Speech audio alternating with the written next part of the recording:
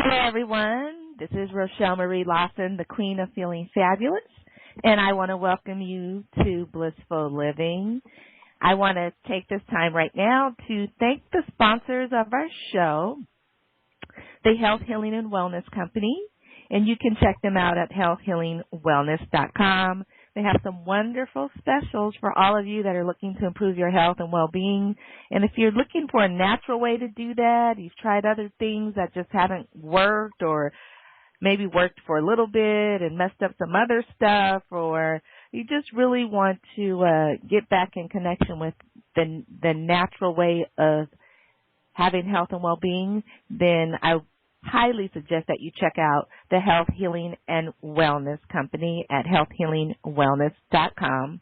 And then our other sponsor is a telecommunications installation company that not only takes pride in the work that they do for their customers, but they take pride in the health and well-being of their employees, and thus why they selected to be a sponsor of this show.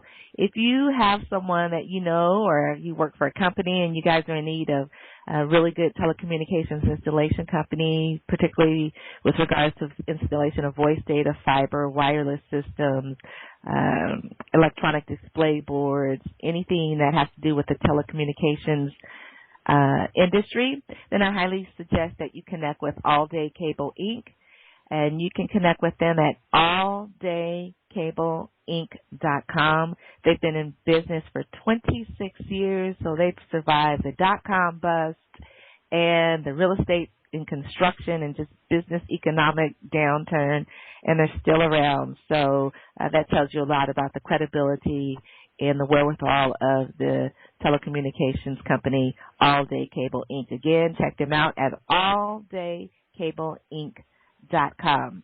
So today's show, we're going to be doing a little bit of talking with today's guest. Her name is Courtney Amundson, and she is the author of a book called Teachings from God, Greeting Your Soul and Revealing the Divine Within. And so I just want to tell you a little bit about Courtney because, you know, this information that I'm going to share with you about her may just, you know, how can I say, may just blow your mind a little bit because let me just tell you about Courtney.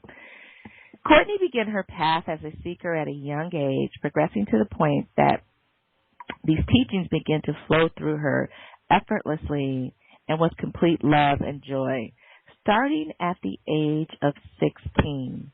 In the beginning, the wisdom was received from her own evolution and understanding, but after a short time, she was guided to share it with many people and to share it with as many people as possible through teachings from God.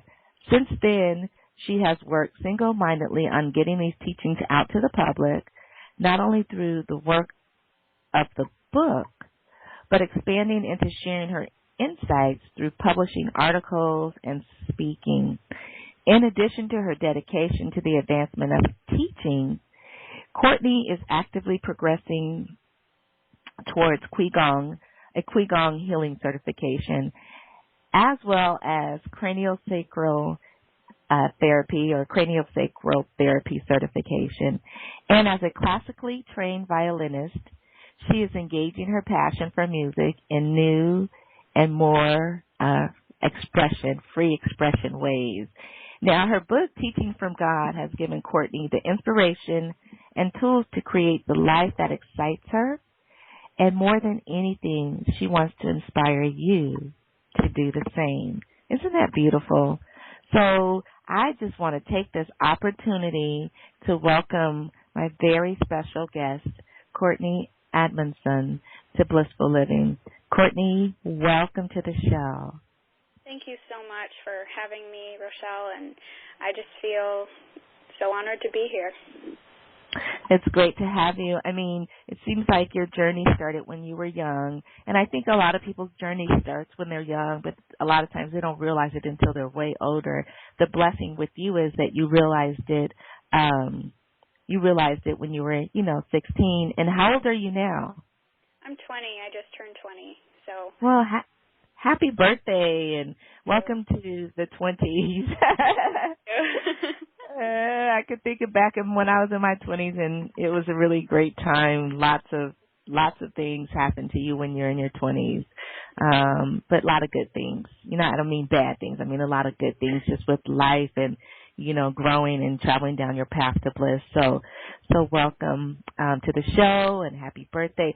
Are you related to the basketball player with the same last name? I don't believe I am. If I am, I wouldn't know.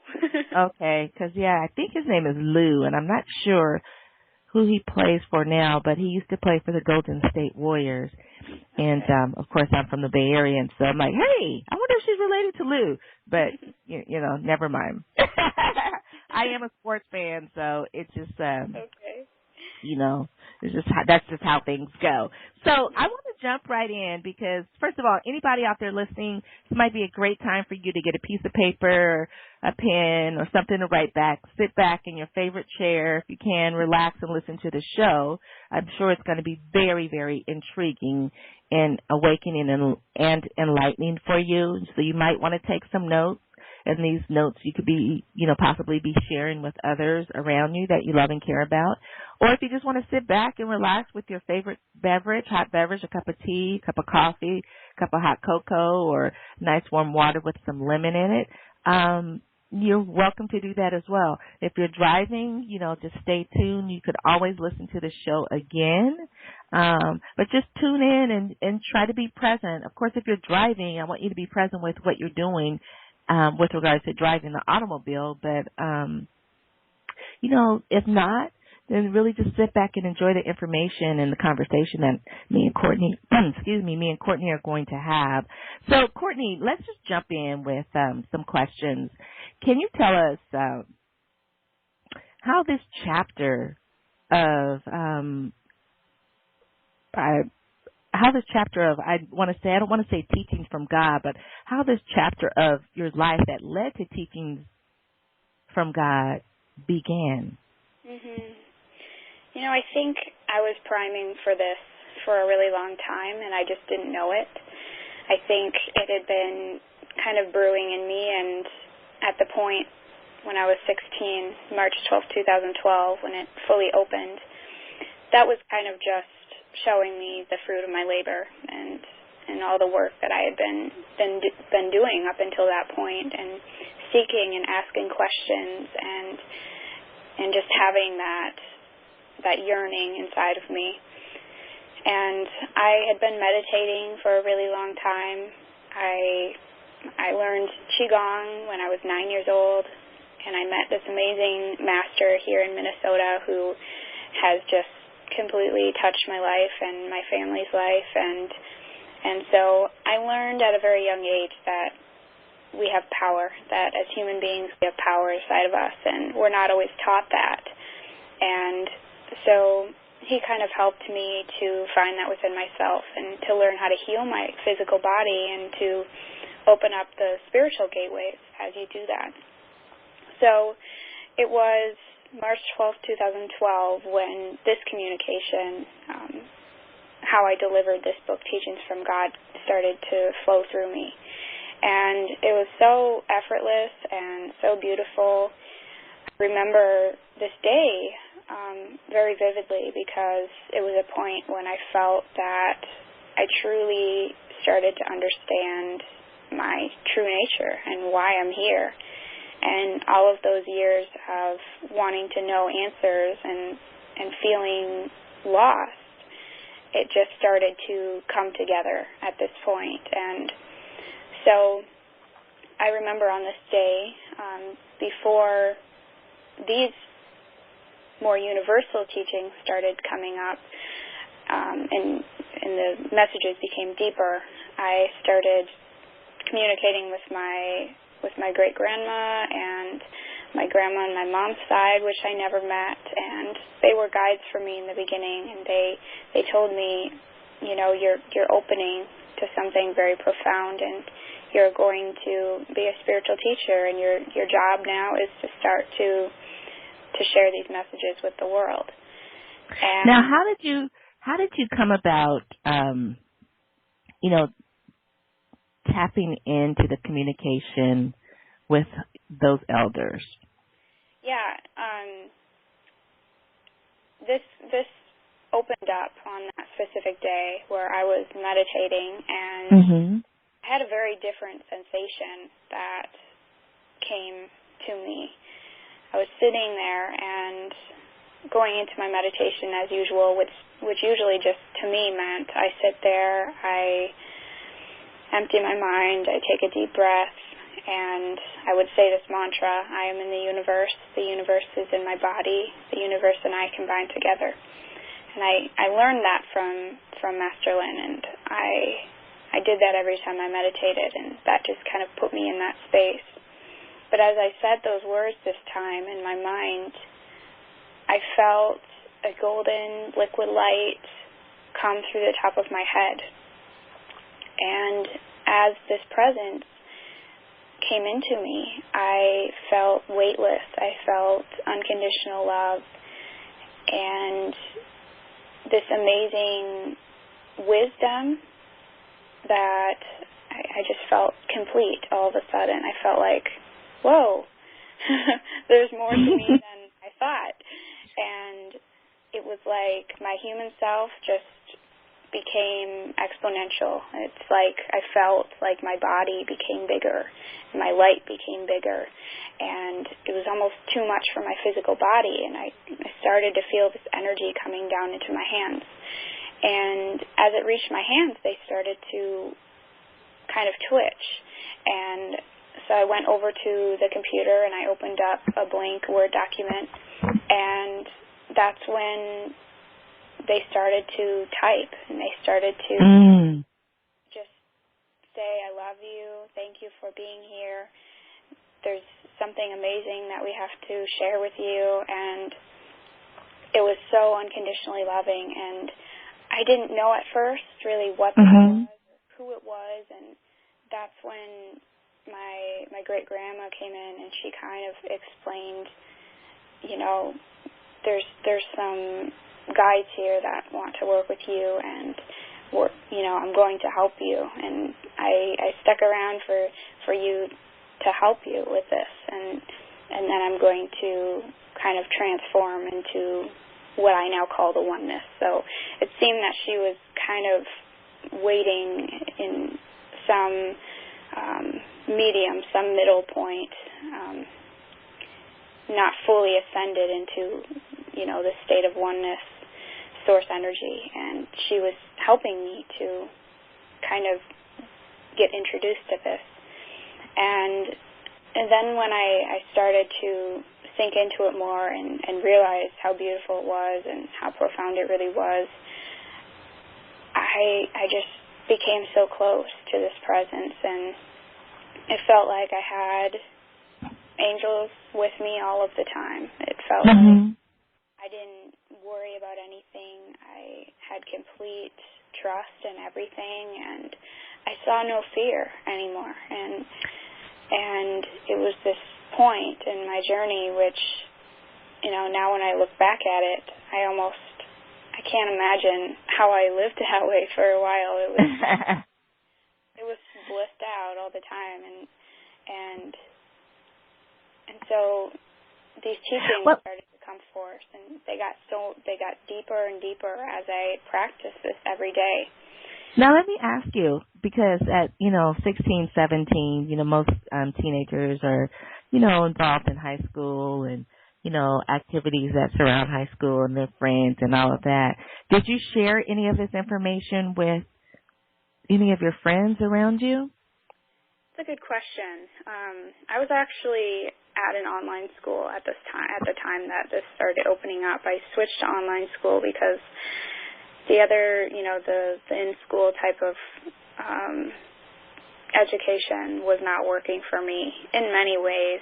Socially, just, my learning style, it wasn't working. So I was at home in a place of like, okay, I just want to be myself. I don't want to worry about any of this extra stuff. And but I did have other friends through music and art and all the other kind of extracurricular things that I was involved with.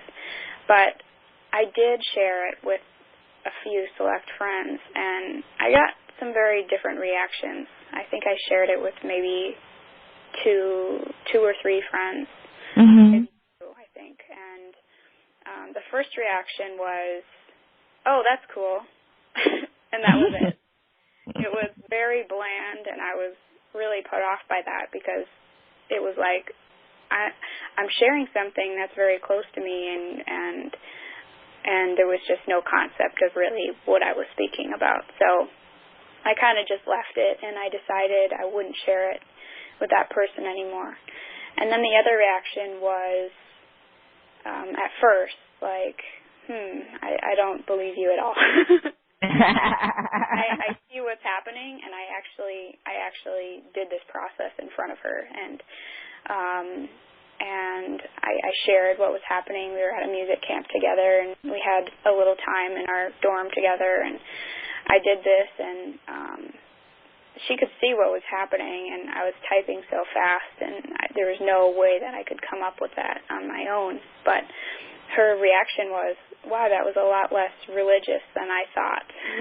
Oh, okay. My reaction was, yeah, of course. I mean, this isn't religion. This is a universal thing. This is connecting with our home, our source, and we all have that ability. So I could see it was a little bit of working through some preconceived notions about what this might be. And,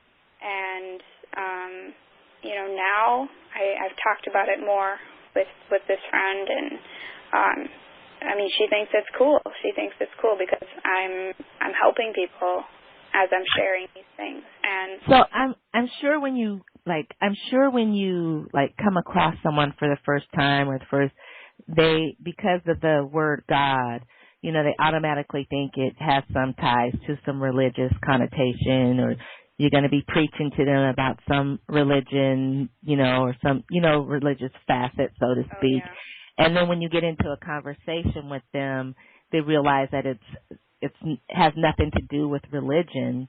It has to do with your relationship to the divine source, or God, or the universal power, or whatever, people want to call it, but it has nothing to do with religion. And I'm sure that you see them go from,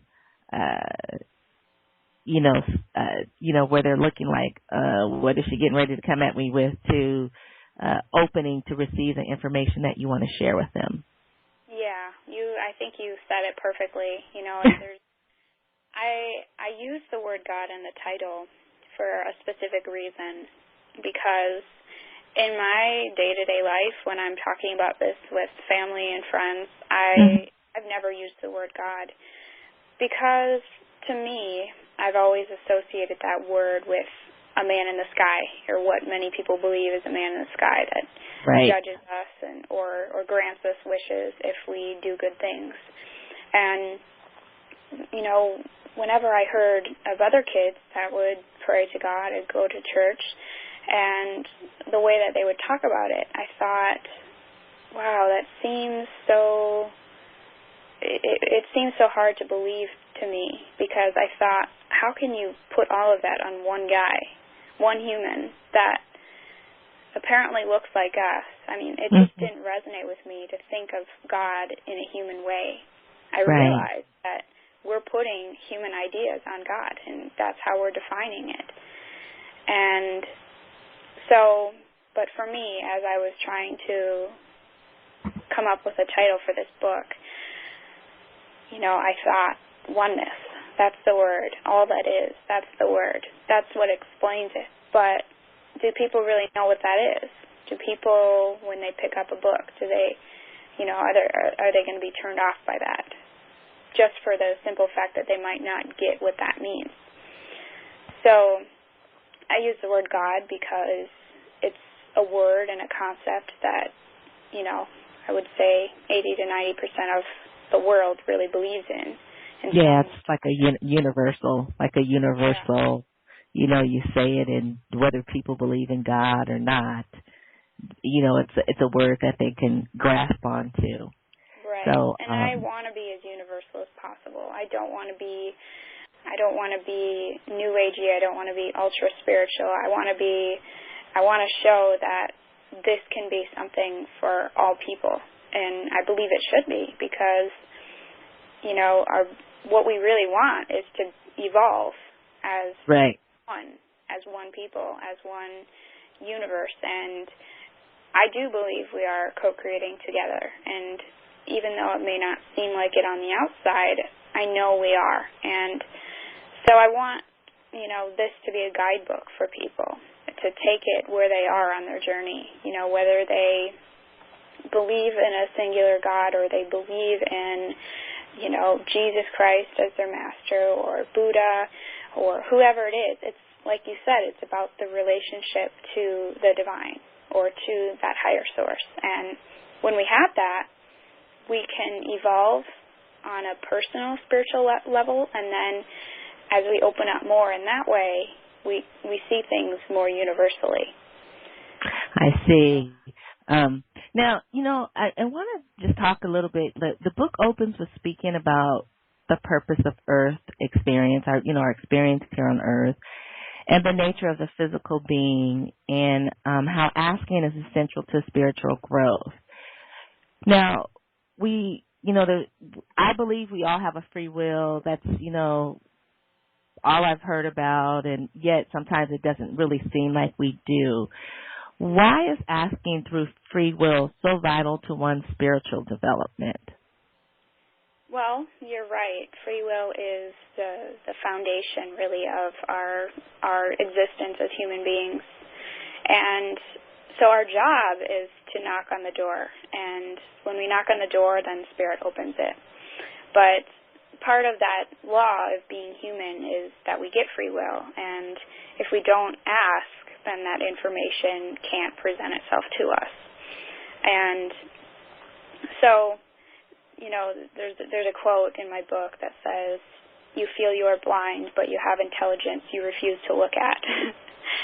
And I laughed when I read that, because I think it's just so typical of us is, we have so much intelligence within us, and we don't use that to our benefit. And, so basically,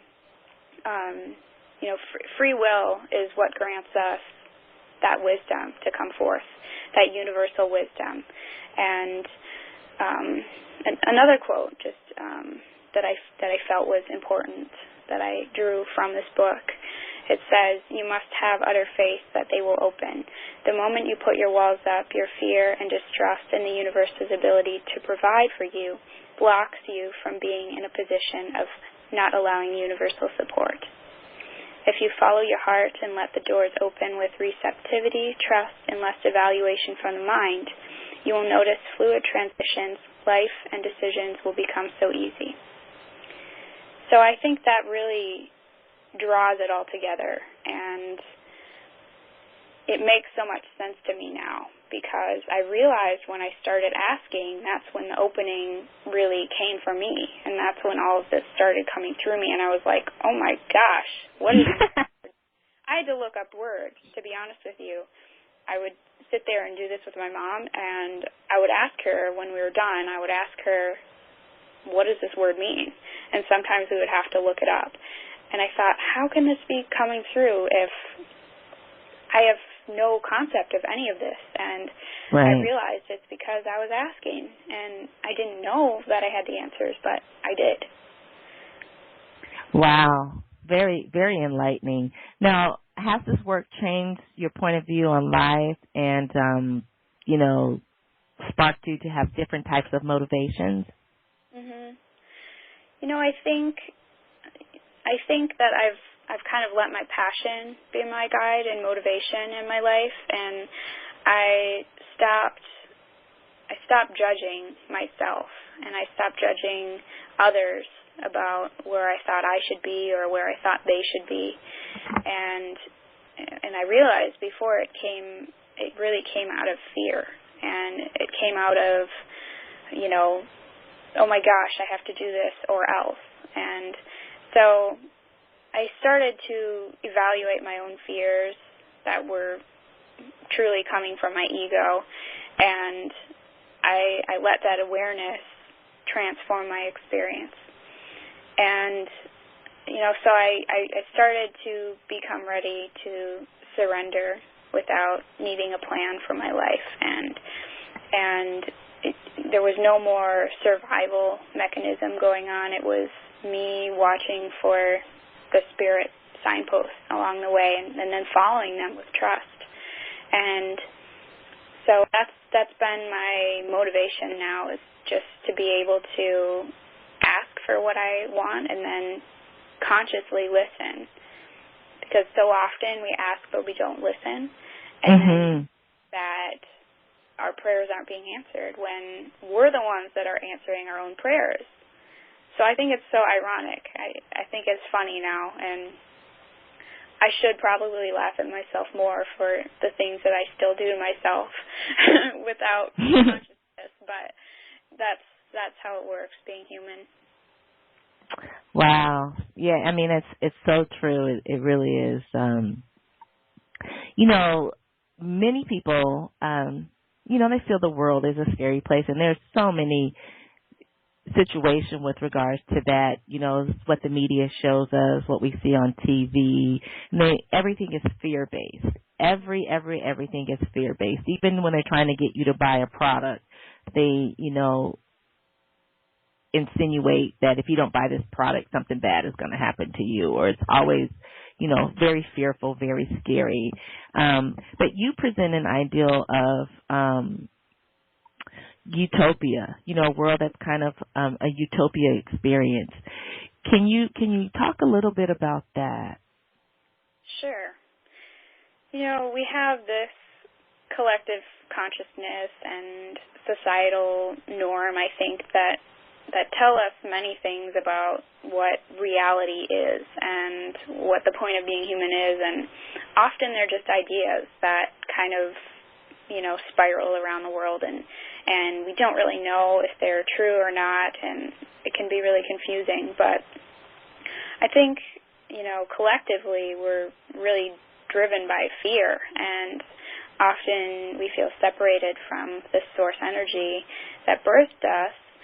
So I think it's natural that we might feel it's a foreign or silly concept to, until we really tune into our true calling and realize that this connection is what we've always been yearning for.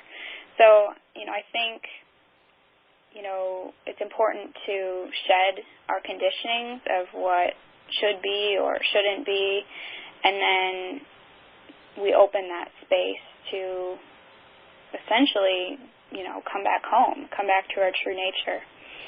And so it can be seen as a utopia, but it can also be seen as who we really are.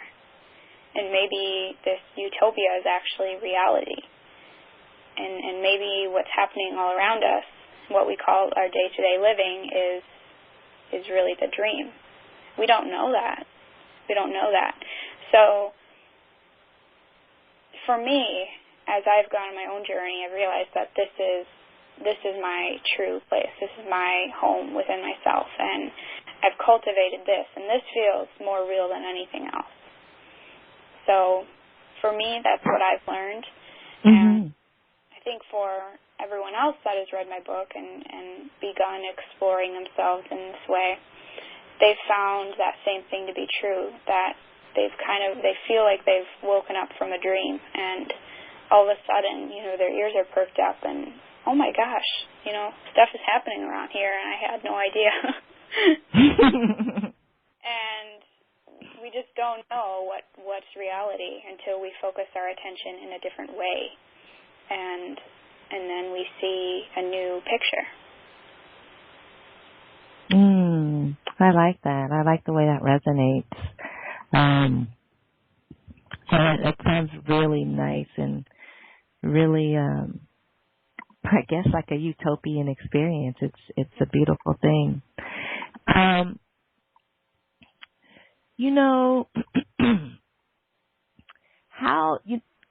when a person goes through a process of writing a book, There's things that evolve that you may not even think about. You may not even be aware of. You may not,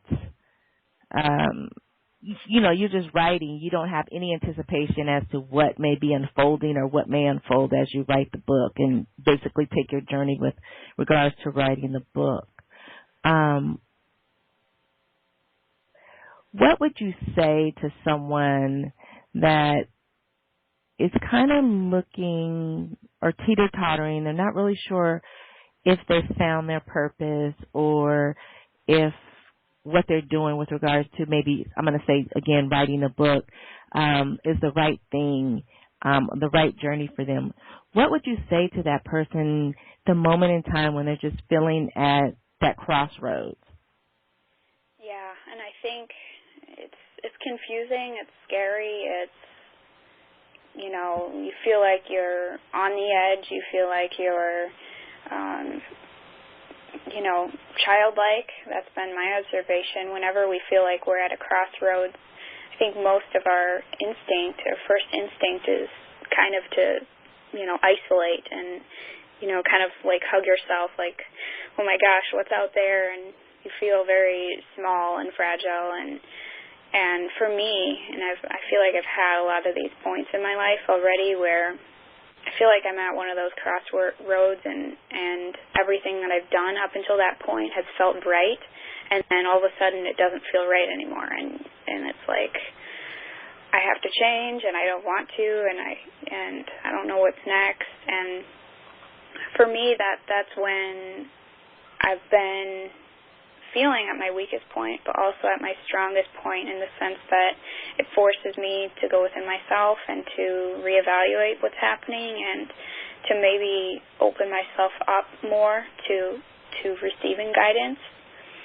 I think when we think we have it all right and this is what I'm doing and this is what I'm doing for the rest of my life, we can be closed off to our own intuition and receiving divine guidance because we get a little bit big-headed sometimes. We think we have it all figured out.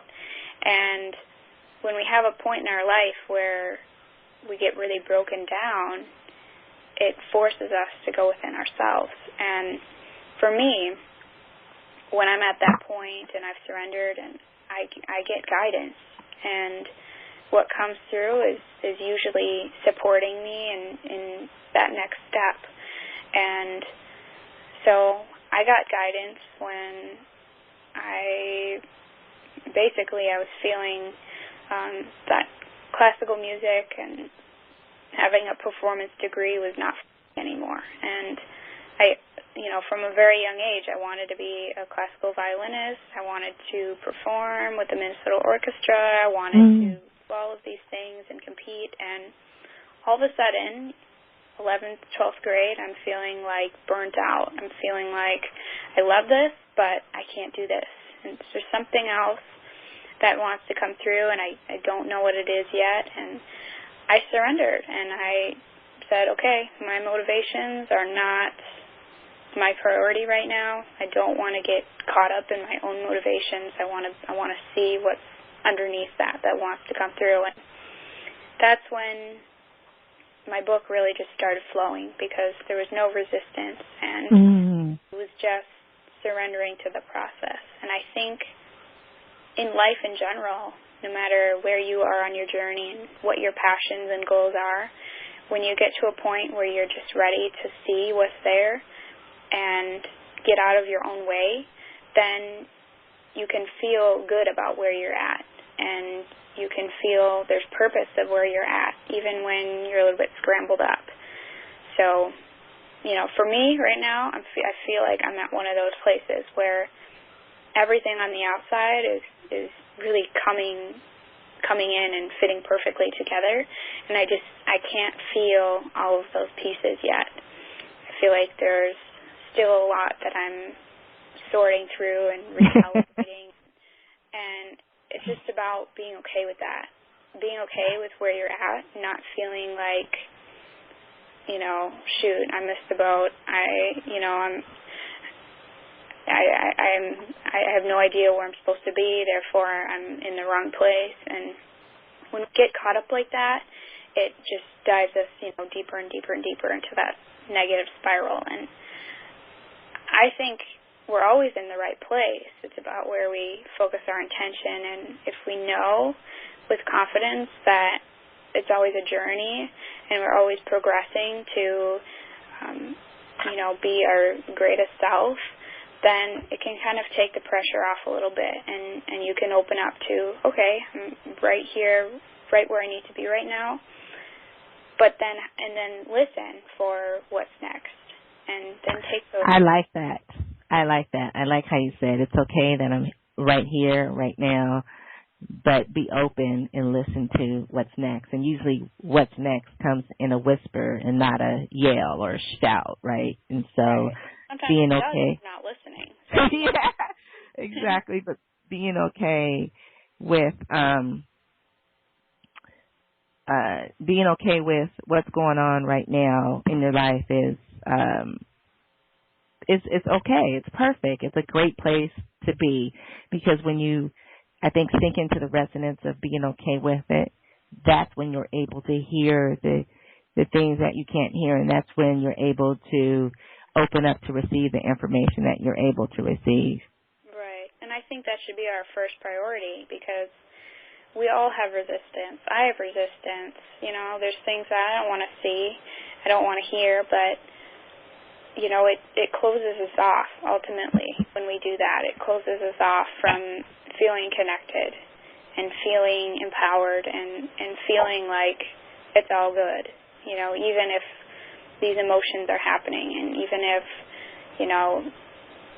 you're working through things, there's still order in the chaos. So I think it's so important. Yeah, I think that's some great words of wisdom. What you just shared right there is just being okay with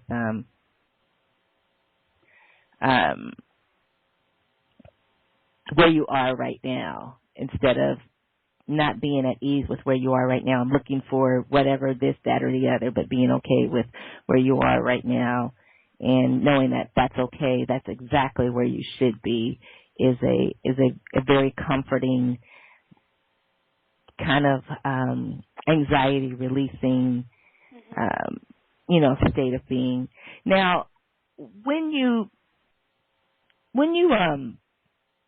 tapped into Source and began writing the book and sharing some of the the wisdom that you were receiving and some of the messages that you were receiving with others, beyond, people looking at you like, yeah, really, or what religious, doctrine is she going to bestow upon me now? Mm-hmm. What was some of the positive feedback that you got with regards to some of the wisdom that you were sharing? Yeah, I think as I've continued to open myself up more and more and not have as much fear about the reactions, I get more positive reactions, because I'm sharing at a deeper level and I'm not veiling as much. And that's really hard, whatever it is for you, specifically listeners, we all have something that we're not ready to fully open up. We're not ready to share with ourselves, or we're not ready to share with others. And I've realized that the more I have full confidence in what I'm sharing and full belief in what I'm sharing, and it comes from a really heart-centered place, that's when the positive comes back to me, and I start getting affirmations. And on the other side, I've gotten a lot of affirmations that, I focus too much on what other people might think, and then it comes back to me in that way. So it's been a learning experience, but a lot of the positive feedback that I've gotten is, just, wow, you've given me a really beautiful gift to see myself in a new way, see myself as a creator of my reality, and not feeling as victim, not feeling like it's necessary to protect yourself so much and surround yourself so much, and hide yourself from the world. it's been an amazing experience to help people to link themselves up to their higher self and their divine nature. And that's essentially what is going on in this book. I mean, that's the journey. It's helping every single reader to do that. But I've also worked with people individually, one-on-one, and done readings for them. And that experience is really beautiful because when I'm vocalizing, through words, when I'm speaking to them, well, I should say when their higher self is speaking to them, a lot of people just break down and start crying. I mean, it's a physical experience. It's the words, the love that's in the words, and it's almost too good to be true for them. They just can't handle it. It's like, whoa, oh my gosh, I was gone for a long time.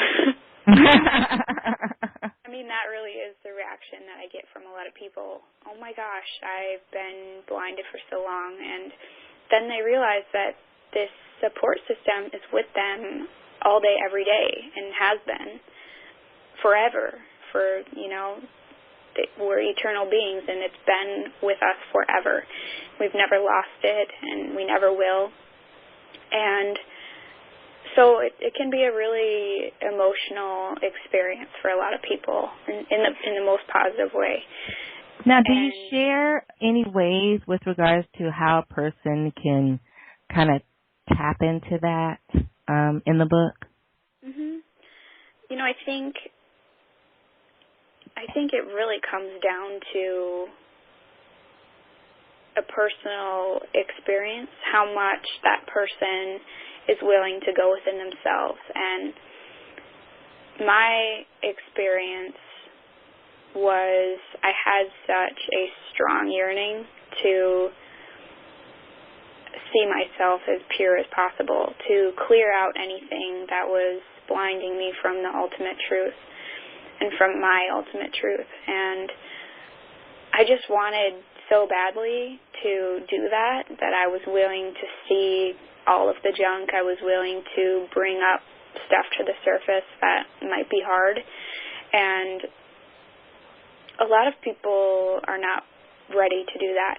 And therefore the book will meet you where you're at, and you'll only see as much as you're ready for. So it's the kind of book that really takes you where you're at, and it's amazing how different people can experience this book.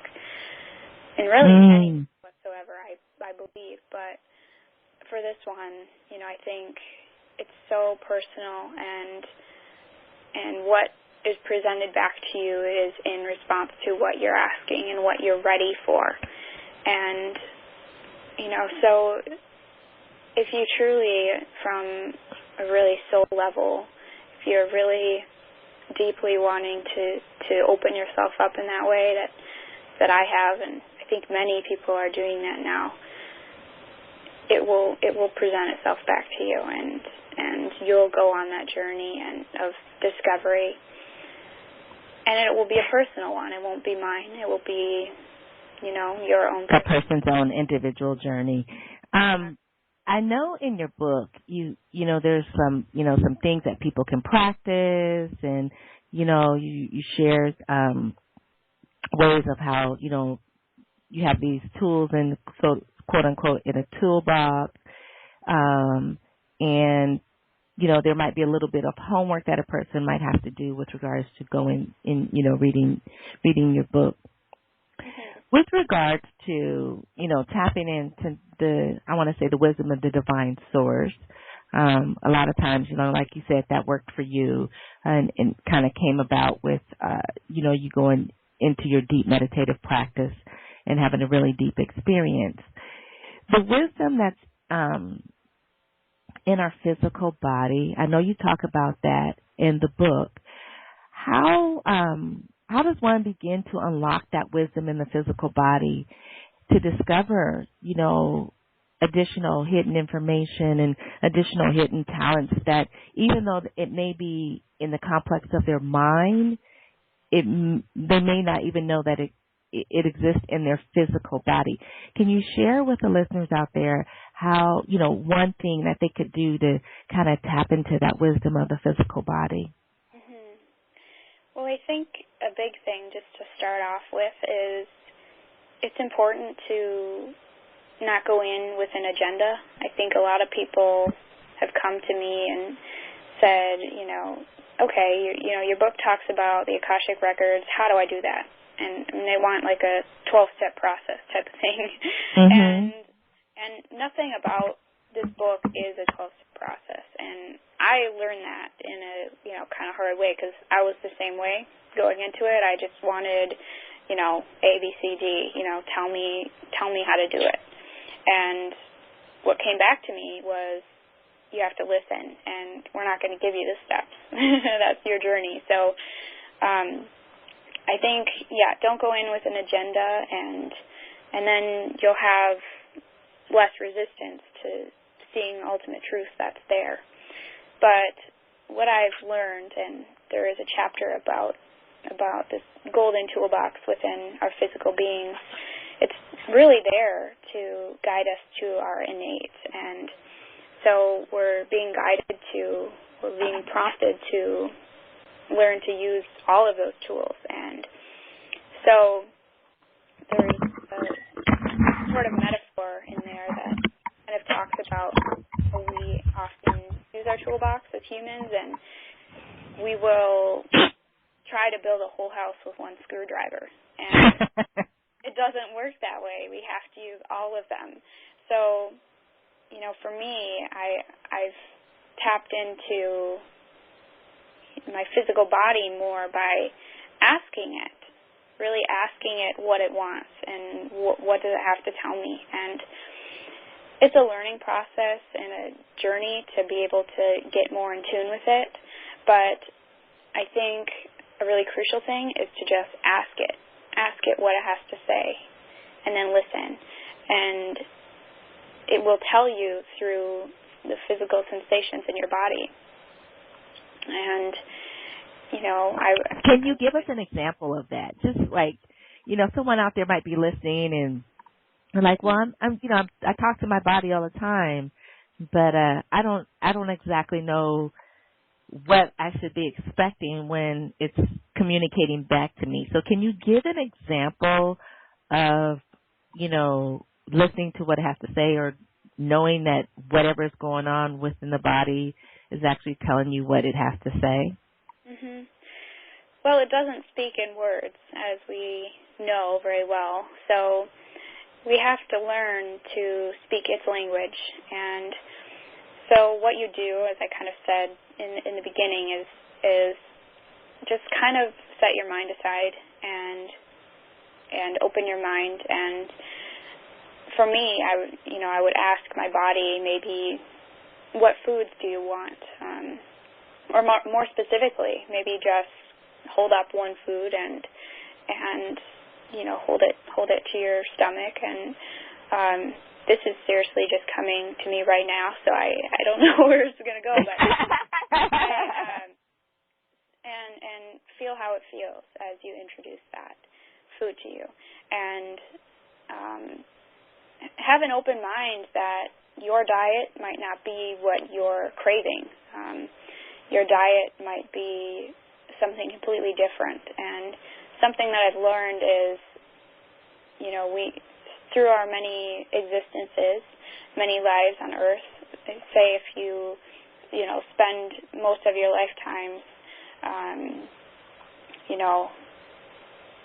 in Mexico, let's say, your diet is going to be, or your palate is going to be designed in that way, and your body's going to want those kind of foods. And so then, then if they come back and, in America and they're fed fried food every single day, their body's going to reject it. And it might not make sense into your mind, but your body has all of that wisdom. So what you want to do is really get in touch with your physical body. And how you do that, it's hard to explain because it is individual. But I've used muscle testing a lot for me, or, use other mediums that can help you to maybe heighten your intuition more. I've used pendulums before, and I'm kind of just talking about food right now, but in reference to kind of finding your hidden talents, and for me, and I'll give this example, I have never been in my past as a child or as a teenager, early teenager, I was not comfortable at all speaking in front of people. I was very, very shy as a kid. Like, for a long time, I had a hard time speaking in front of just, like, extended family, people that were my family. I was very not comfortable with that. And when I got put up to this test to write this book and to start speaking, I had to go to my physical body, and I had to go within myself and say, okay, I realize there's a golden toolbox in there. I have no idea how I'm going to use it or utilize it, but I want to access this part of me that is comfortable speaking in front of people, that can write this book, that can show up and do these interviews. And all I had to do was ask, and I started to get comfortable. And I cannot explain to you how it happened. I didn't follow a process. I asked, and I followed the guidance. And I'm 100% comfortable right now doing this. I'm not nervous. And, when my family listened to my first interview a couple weeks ago, they started cracking up. They were like, I can't believe that's you. Like, you would never do this before. So it's a testimony to what we have access to and we have intention. And though I can't exactly give a specific example, for me, that's what I've done. Now, do you have any practices that you recommend for either spiritual growth or personal development? Well, I found in my life that it's important to just really tune into what feels good to you. For me, I've had many different teachers and books that I've used to help me to kind of grow spiritually, and I think it comes down to what feels good to you. And I would say, don't just follow what I'm saying, tune into what feels good to you, and allow your body and your intuition to guide you in the direction. There's no right or wrong way to do this. There's no one Bible that works. My book is not for everyone, but you follow what feels good to you on your path. And when you do have an open mind and you do look for those little nudges from spirit, then you're presented with some tools. And for me, I will, maybe go in a bookstore, feel guided to go in a bookstore one day, and one will just pop out for me, and then I will read it and go, oh my gosh, this helped me so much. So I follow the signposts, and for me, I've had Master Chunyi Lin to help me. I've had Deepak Chopra; his work has impacted me, and Esther Hicks, and many people that have helped me. But I think it's personal, and I wouldn't recommend any one thing, because I do believe it's personal, and the reason why I wanted to talk about that is because so many times I see people saying, this is the way, and convincing people that their way is the way, and that puts so much pressure on people to don't feel it's right, then they feel like they have to make it right for them, and I don't think that's a good way to do it. I think if you don't feel called to it, then find what you are feeling called to. But let it come from a pure place and not just what your mind thinks, but what really feels good in your gut. Love it, love it, love it. Now is the time that I want you to share with people how they can get in touch with you and how they could get a copy of the book and all of that good stuff. Sure.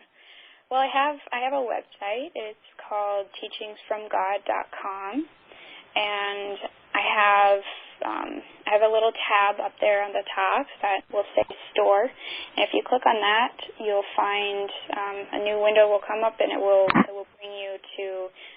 There's two copies you will see. You will see an ebook copy and a paperback copy, and so you can choose either one, and it is through Amazon, but it would probably be easier to just find that all on my website. And then I also have links to contact me and all of my social media pages right on the home page there. So if you go down to the bottom, you'll see Facebook and Twitter and Instagram and Guy on TV and all these fun things that I'm on, and I do all of them. So I really, I make it my top priority to respond to people and be really connected. So that's the best way to get in touch with me. So everyone, there you have it, the wonderful and very guided and grounded Courtney Amundson, who has this wonderful book, Teachings from God, that I guarantee that if you pick up the book, you will get some inspiration, words of wisdom. You'll definitely learn something about yourself that you probably didn't know before you started reading the book. And again, in the book, there's a little bit of homework for you to do to just really dive in deep and to learn more and explore more within yourself with regards to some of the teachings that are shared in the book. So if you're interested in getting the book or finding out more about Courtney or anything like that, then I highly suggest that you check out her website at teachingsfromgod.com. Go ahead and click on her social media buttons and like her buttons or become a friend with her on Facebook or, share your words of wisdom or what you got maybe out of just listening to this segment of Blissful Living that may help you or may have helped you to get through your day just a little bit better with her words of wisdom. And with that, I would just like to thank you, Courtney, for being a guest on the show. It was really awesome to have you, and really do appreciate when I come across a young person that is really divinely in tune to there's more to life than just them and what they want to do. And there is a divine connection to all of us. So it's a beautiful thing when you come across someone that's young and in tune with that, because you know that person is a gift to the world. So thank you, and thank you for writing your book and sharing your words of wisdom with us here on Blissful Living. And to all of you out there listening, as always, I do like to close the segment and remind you once again to check out the sponsors, healthhealingwellness.com and alldaycableinc.com. And if you or someone you know is looking to get more exposure with regards to their business and what they do, please connect with us at blissful-living.net. Connect with us, and we may be able to get just a little bit more exposure by the thousands to this person that might be looking to get some exposure in a very subtle form but very powerful form. Okay, so as always, to all of you, thanks for listening. It was my pleasure to bring Courtney Amundson to you and have her share her wisdom on Teachings from God, her latest book. And I just want to wish you all peace to your mind, wellness to your body, and tranquility to your spirit. Have a beautiful week, and until next week, be healthy, happy, well, full of joy, laughter, and peace. This is Rochelle Marie Lawson, the Queen of Feeling Fabulous, saying goodbye for now.